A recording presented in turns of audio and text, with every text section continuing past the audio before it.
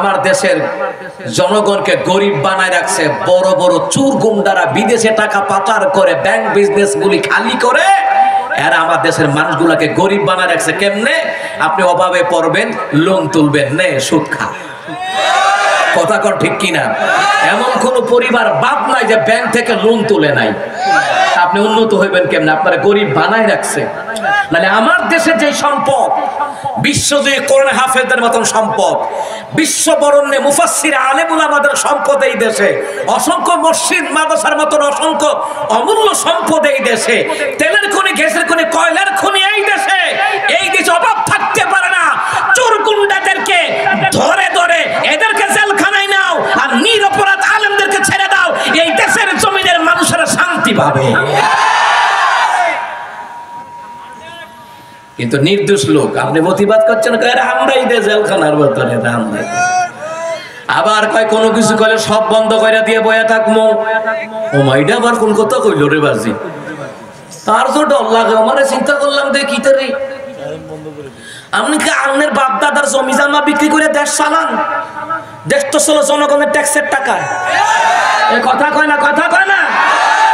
ওরে বাবা, সব বন্ধ করে দিব মনে হয়। হ্যাঁ, আব্বা আম্মা জমি দিয়ে গেছে, বিক্রি করে দেড় চালাইতেছে। ওরে বাবা রে। এরপরে আরেকজন কয় আপনার 80 বছর হয়েছে, আপনি মরে যাবেন গা, তাহলে আপনার কাছে আজরাইল আইতো না। না হে বেটি মরে যাবো গা, হে বেটির কাছে আজরাইল আইতো না, ডরে। কথা কয় না, কথা কয় না। সময়লে হগল রে আজরাইলে ধরবে, মৃত্যু ধাওয়া করবে। কথা বলেন ঠিক কিনা? সুতরাং মুসলমান, আপনি নেতৃত্ব দেন, এমপি হন, মন্ত্রী হন, বাধা নাই। চেয়ারম্যান হন, মেম্বার হন, বাধা নাই। আপনি রাজনীতি করেন, বাধা নাই। কিন্তু আপনার রাজনীতি হওয়া লাগবে আমার নবীর আদর্শের মতন। কথা বলেন ঠিক কিনা? আবু জাহেলের মতন রাজনীতি করা হারাম, ফেরাউনের মতন রাজনীতি করা হারাম, নমরুদের মতন রাজনীতি করা হারাম। আর মুহাম্মদ সাল্লাল্লাহু আলাইহি সাল্লামের আদর্শ অনুযায়ী রাজনীতি করা ওইটা আল্লাহর বিধান, ফরজ কাজ। এই কথা কইলে হুজুর তো জঙ্গি হয়ে গেল, সমস্যা তো এইটাই। অত রাজাকার তো পাবলিক কইলে রাজাকার কেমনে? আর বয়স তো হয় নাই, তো সে তো নাই রাজাকার। কথা কয় না, চিন্তা করে না। আমার এই পৃথিবীতে এমন অবস্থা, এর জন্ম হয়েছে ৭৫-এ, সাক্ষী দেয় ৭১-এর। কথা কয় না। একবার সিলেট অঞ্চলে একটা নির্বাচনের একটা পত্রিকা দেখছিলাম, ভোটার হয়েছে ২৯,০০০, ভোট কাস্ট হয়েছে ৩১,০০০। বাকি কি কবরের মুর্দাররা ভোট দিয়া গেছে? না হলে হক কথা কইলে তো সমস্যা, কিন্তু হক কথা বলা ফরজ। কথা কার? কথা বলেন, কথা কার? প্রিয় ভাইয়ের, আমাদের কলিজায় অনেক ব্যথা আছে না নাই? এই ব্যথার পাল্লা দূর করে দিবেন কে? আজ হোক কাল হোক ব্যথার পাল্লা দূর হবে ইনশাআল্লাহ। করেন ইনশাআল্লাহ। আমার ভাই তিলাওয়াত করেছেন একটা আয়াত, ওয়ালা তাহিনু ওয়ালা তাহজানু ওয়া আনতুমুল আ'লাউনা ইন কুনতুম মুমিনিন। তোমরাই বিজয়ী হবা, তোমরাই জয়ী হবা। চিন্তা করবা না, পেরেশানি করবা না, তোমরা হতাশ হবা না। তোমরাই বিজয়ী হবা যদি তোমরা মুমিন হয়ে যাও। সুবহানাল্লাহ। মুমিন হওয়া লাগবে, হক কথা বলা লাগবে। কোন জালিমদের, কোন মুশরিকদের, কোন বেদাতীদের পা চাটা গোলামি করা যাবে না। গোলামি করবেন কার? কথা বলেন কার? মুসলমান ইমানদাররা আমরা কার গোলাম? জোরে কোন, জোরে কোন, জোরে কোন, কার গোলাম? আরো জোরে কোন, কার গোলাম? আমার আল্লাহ পাকের গোলাম। কিন্তু আমার দেশে কয় আমি অমুক বাবার গোলাম, আমি তমুক বাবার গোলাম, ও খেতা বাবার গোলাম। আচ্ছা, না নাই? আমি যে আয়াত পড়ছি ওই আয়াতে ঘটনা আইতে আছে, আপনারা থাকবেন নি? কথা কয় না, থাকবো নে। আমার প্রিয় বারা, যাই হোক, সুখে দুঃখে সবসময় শুকর আদায় করব। শুকর আদায় করলে যত সমস্যার সমাধান আছে, যত সমস্যা আছে, ওই সমস্যার সমাধান করে দিবেন কে? আজ হোক কাল হোক মুসলমানদের দুর্দশা থাকবে না। আজ হোক কাল হোক বাংলার জমিনের মানুষের দুর্দশা একদিন থাকবে না। কথা কয় না, কথা কয় না। মুসলমান ইমানদাররা সবসময় শুকরগুজার করবেন। ও মুসলমান ইমানদাররা, আল্লাহ আমাদেরকে সব সময় আপদে বিপদে মুসিবতে শুকরগুজার করার তৌফিক দান করেন। পড়া আমিন।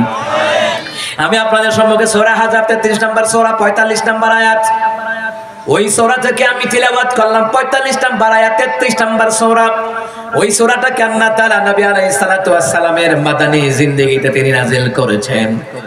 কারণ হলো নবী যখন মক্কায়, জিবরাইল কোরআন নিয়ে যায় মক্কায়, আবার নবী আলাইহিস সালাম যখন মদিনায়, আবার জিবরাইল আলাইহিস সালাতু ওয়াস সালাম কোরআন নিয়ে যান মদিনায়, ঠিক কিনা? ও মুসলমান ইমানদাররা, আল্লাহ সুবহানাহু ওয়া তাআলা এই সূরার 45 নম্বর আয়াতে আল্লাহ কি বলছেন? আল্লাহ তার হাবিবকে কেন পাঠালেন দুনিয়ায়, কিসের জন্য পাঠালেন দুনিয়ায়, আল্লাহ তাআলা সুন্দর করে জানায়া দিলেন। বিসমিল্লাহির রাহমানির রহিম। ইয়া আইয়ুহান নাবিয়্যু ইন্না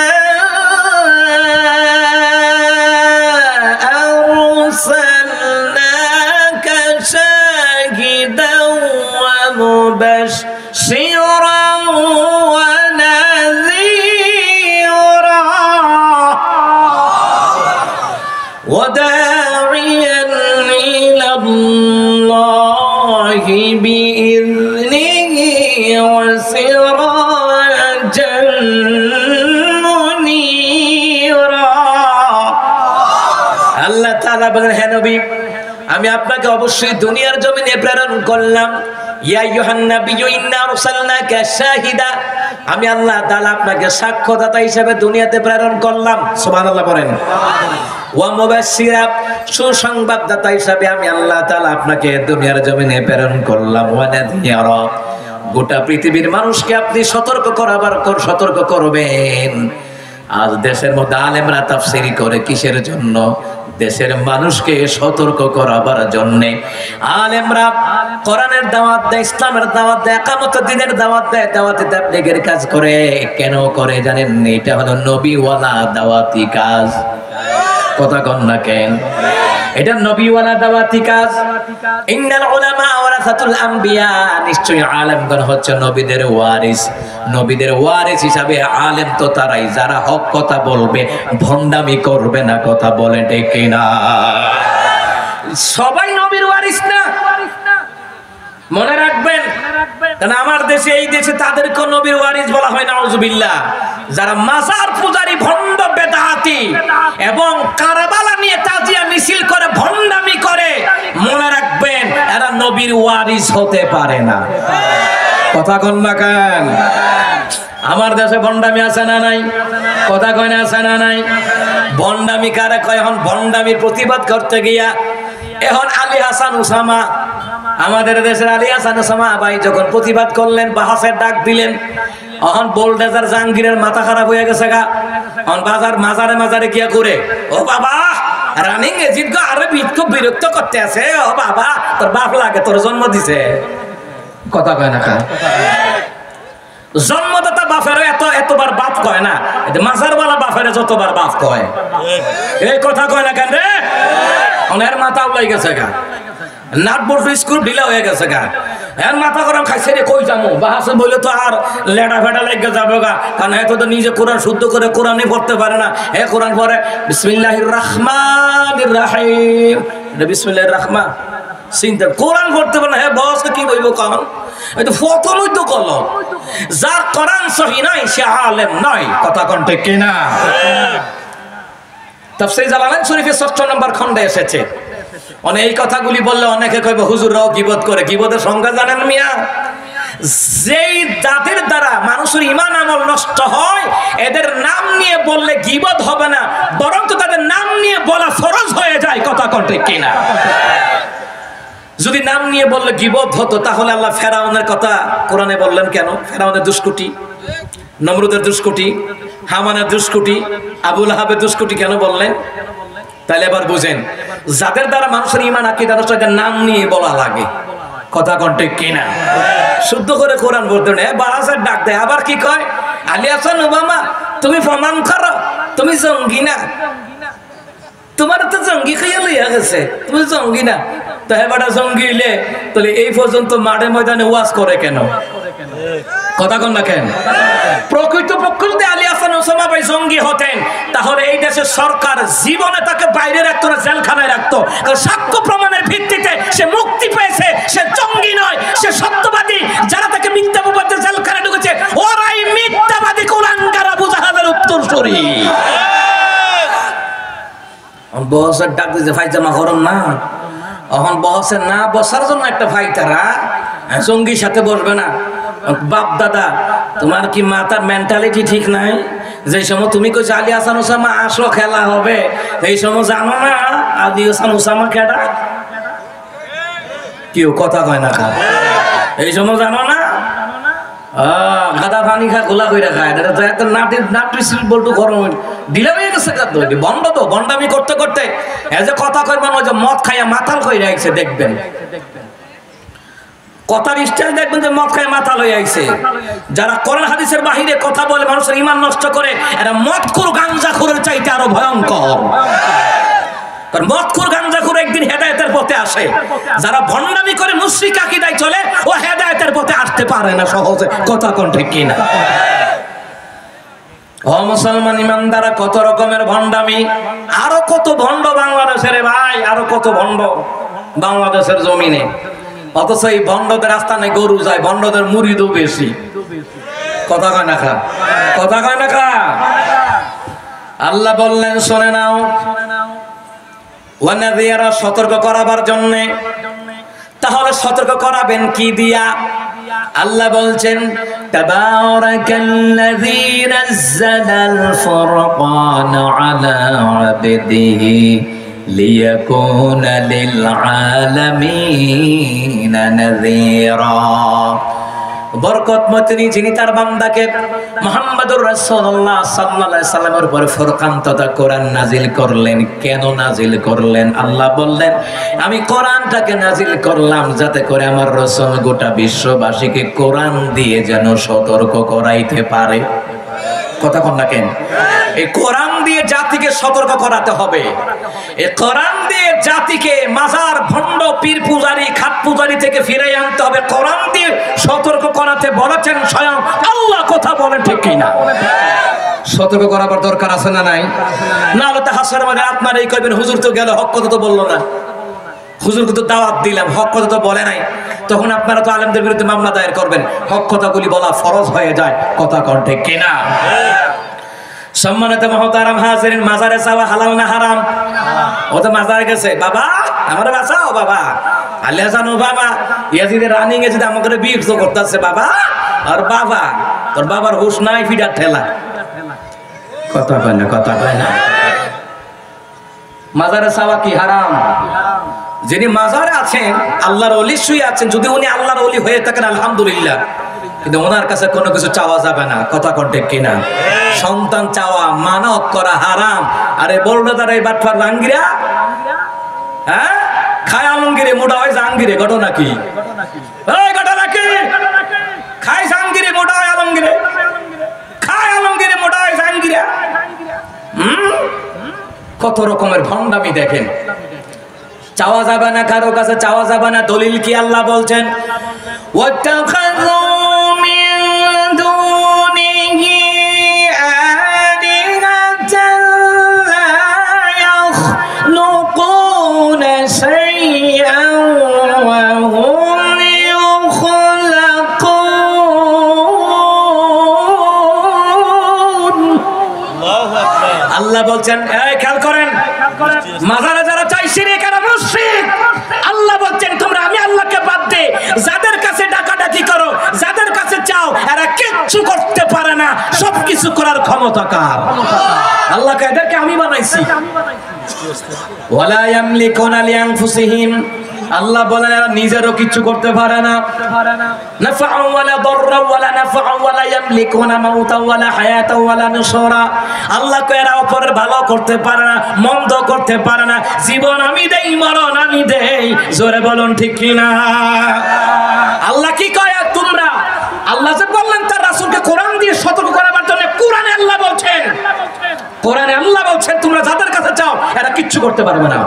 এদেরকে আল্লাহ খাওয়ায়, এদেরকে আল্লাহ সৃষ্টি করেছে। এরা নিজেরও ভালো করতে পারে না, মন্দ করতে পারে না, অন্যেরও ভালো করতে পারে না, ক্ষতি করতে পারে না। ভালো মন্দ ক্ষতি করার ক্ষমতা একমাত্র কার? কথা কোন একমাত্র কার? আল্লাহ বললেন জীবন আমি দেই, আল্লাহ বললেন মরণ আমি দেই। কথা বলেন ঠিক কিনা? মুসলমান ইমানদাররা এই জন্য আল্লাহর কাছে অন্য কারো কাছে চাওয়া যাবে না, ওরা মুশরিক। কথা কোন ঠিক কিনা? ওরা মুশরিক। এই জন্য কোরআন দিয়ে সতর্ক করাতে হবে। যে আলেমরা কোরআনের আয়াত দিয়ে হাদিস দিয়ে তাফসীর করে এদেরকে ওয়াহাবি বলে বলে গালি দেয়, আর যারা এই দেশে ভন্ডামি করে মুশরিক আকীদায় চলে এদেরকে নাম দেয় সুন্নি। কথা বলে ঠিক কিনা? আসলে সুন্নি সুর, নবীর সুন্নত সুর। কথা কোন ঠিক কিনা? মুসলমান ইমানদাররা ভালো করে কান লাগান। আল্লাহ বললেন ইয়া আইয়ুহান নাবিয়্যু ইন্না আরসালনাকা শাহিদাও ওয়া মুবাশশিরাও ওয়া নাযীরা। হে নবী, আপনাকে প্রেরণ করলাম, আপনাকে সাক্ষ্যদাতা হিসাবে, সুসংবাদ দানকারী হিসাবে, সতর্ককারী হিসাবে আপনাকে পাঠালাম। ওয়া দাঈয়া ইলাল্লাহ, মানুষদেরকে আপনি আল্লাহর পথে ডাকবেন। আল্লাহর পথে? কার পথে? আপনি আল্লাহর পথে ডাকবেন। বিইযনিহি ওয়া সিরাজাম মুনীরা, আমি আল্লাহ আপনাকে উজ্জ্বল এক আলোকবর্তিকা হিসাবে দুনিয়ার জমিনে আমি আল্লাহ প্রেরণ করলাম। সুবহানাল্লাহ। ওগো রাসূলুল্লাহ শুনেন, আপনি সাক্ষী হবেন। নাম্বার 1 সাক্ষীর কথা বললেন। কারণ হলো কিয়ামতের ময়দানে আমার নবী দুইটা সাক্ষী হবেন, দুই দলের জন্য সাক্ষী হবেন। একটা হলো মুমিনের পক্ষে, আর একটা হলো মুশরিকদের বিপক্ষে। ভালো করে কান লাগান, ভালো করে কান লাগান। 1 নাম্বার, আল্লাহ বললেন আমি আপনাকে সাক্ষ্যদাতা হিসাবে আমি আল্লাহ দুনিয়ার জমিনে প্রেরণ করলাম। আপনি সাক্ষী দিবেন দুনিয়ার জমিনে যারা আপনার দাওয়াত গ্রহণ করেছে, কোরআন গ্রহণ করেছে, কালিমার দাওয়াত তাওহীদে যারা বিশ্বাস করেছে, আল্লাহর বিধান আপনি নবীর তরিকায় জিন্দেগি নিয়ে যারা জীবন পরিচালনা করিয়েছে, নিজের চরিত্রটাকে গঠন করেছে, আপনি তাদের পক্ষে সাক্ষী হয়ে যাবেন। যাদের সাক্ষী, যাদের জন্য আপনি রাসূলুল্লাহর সাক্ষী হয়ে যাবে, যাদের পক্ষে আপনার সাক্ষী হবে, আপনি তাদেরকে জান্নাতের সুসংবাদ আপনি শোনায়া দেবেন। সুবহানাল্লাহ। আমার নবী সাক্ষী দিবেন কাদের ব্যাপারে? শোনেন, নবী আলাইহিস সালাম উম্মতি মুহাম্মদীদের মধ্যে তাদেরকেই সাক্ষী দিবেন যে আল্লাহর কোরআন নবীর আদর্শকে বাস্তবায়ন করেছে, পরিচালনা করেছে, সেই মতো চলেছে। রাসূল তাদের পক্ষে সাক্ষী দিলে আল্লাহ তাদেরকে জান্নাত দিয়ে দিবে। আর যারা মুশরিক, বেদাত, কুফরি করে, ভণ্ডামি করে, রবিউল আউয়াল মাস আইলে ভণ্ডামি করে, গরুর মতন একটারে ফুল দিয়ে সাজাইয়া মনে হয় কুরবানির বাজারে গরুটারে তুলছে বিক্রি করব, এরকম ভণ্ডামি যারা করে, নবী বলছেন তামবিহুল গাফিল কিতাবের মধ্যে এসেছে, যারা শিরক কুফরি মতাদর্শের লোক, ওরা নামাজ পড়বে, রোজা করবে, হজ করবে, কবুল হবে না, তাদের আমল বাতিল হয়ে যাবে, বাতিল হয়ে যাবে। ভালো করে কান লাগান। নবী আলাইহিস সালাতু ওয়াস সালাম বলছেন আমি যখন হাউজে কাউসারে পৌঁছবো, এক দল তারাও হাউজে কাউসারে পৌঁছবে, কিন্তু মাঝখানে পর্দা পড়ে যাবে। নবী বলবেন আল্লাহ এরা তো আমার উম্মত, এদের নবী হলাম আমি। আল্লাহ বললেন না, এরা আপনার উম্মত না। কি বুঝলেন? এরা আপনার উম্মত নয়। আপনি দুনিয়ার জমিন থেকে চলে আসার পরে এরা নতুন নতুন ইসলামের মধ্যে সংযোগ করেছে। কথা বলেন না কেন? আবু বকরের জামানা ঈদে মিলাদুন নবী পালন করছেনি, ওমরের সময় করছেনি, আবু বকর, আলী, ওসমান। তারপরে হচ্ছে মুসলমান ইমানদারেরা হযরত আবু বকর, আলী, ওসমান, ওমর রাদিয়াল্লাহু তাআলা আলাইহিম আজমাইন, তাদের বেলায় এরকম ভণ্ডামি ছিল না। 600 হিজরির পরে, প্রায় 600 বছর পরে, 400 বছর পরে এই ভণ্ডামি ইরাকের শিয়ার দলেরা আবিষ্কার করেছে। ঠিক কিনা? এই মুসলমান, যদি জন্মদিন উপলক্ষে যদি মিলাদুন নবী পালন করা জায়েজ হতো, তাহলে আমার নবীকে বুঝি আল্লাহ বলে দিত না? আর আমার নবী তো আমাদেরকে জানায়া দিত। কথা কন না কেন? কথা কন না কেন? যদি আল্লাহ এই কথাটা জানাইতে পারেন, কুল ইন কুনতুম তুহিব্বুনাল্লাহ ফাত্তাবিউনি ইউহিব্বুকুমুল্লাহ ওয়া ইয়াগফির লাকুম যুনুবাকুম ওয়াল্লাহু গফুরুর রহিম। সুবহানাল্লাহ পড়েন। হ্যাঁ নবী, আপনি তাদেরকে বলে দেন যদি তারা আমি আল্লাহকে পাইতে চাই তবে যেন তারা আপনি রাসূলের অনুসরণ অনুকরণ করে।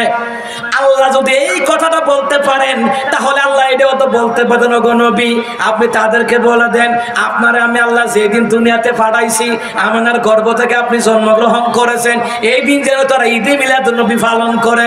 এটাও তো আল্লাহ বলে দিতে পারতো, এটা আল্লাহ গোপন রাখলো কেন? কারণ হলো এটা কোরআনেও নাই হাদিসেও নাই। যারা ঈদে মিলাদুন নবী পালন করে বছরে 3টা ঈদ লাগায় এরা ভণ্ড, নবীর দুশমন, গুস্তাখে রাসূল। যারা নবীর হাদিস উল্টায়া ফেলে, নবীর হাদিসকে মানে না, এরা সুন্নি হতে পারে না, এরা আহলুস শয়তান ওয়াল জামাত। ঠিক কি না? কত বড় সাহস, নবীর হাদিসটারে উল্টাই লিখছে। আল্লাহ তো বলেই দিতেন হ্যাঁ নবী তারা যদি আমি আল্লাহকে পাইতে চাই তারা যেন আপনি রাসূলের অনুসরণ অনুকরণ করে, যদি করে ইয়াহবিবকুম আল্লাহ, আমি আল্লাহ তাদেরকে ভালোবাসবো, আমি আল্লাহ তাদের জীবনের সব গুনাহ মাফ করে দিব। সুবহানাল্লাহ। তাহলে আল্লাহ এটা তো বলে দিতে পারতেন গো রাসূল তাদেরকে বলে দিন আপনারা যেদিন দুনিয়াতে পাঠাইছি এরা যেন এদের খিচুড়ি খায়, জিরাফি খায়। তাহলে আল্লাহ